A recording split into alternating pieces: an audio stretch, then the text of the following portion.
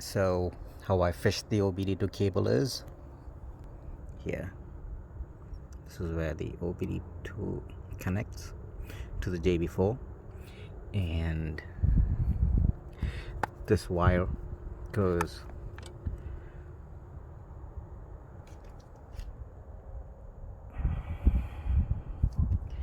down there.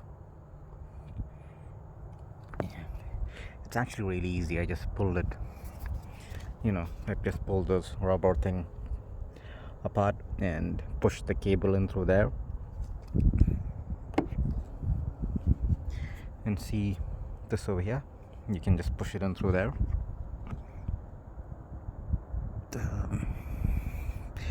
Not sure you can see it, but yeah.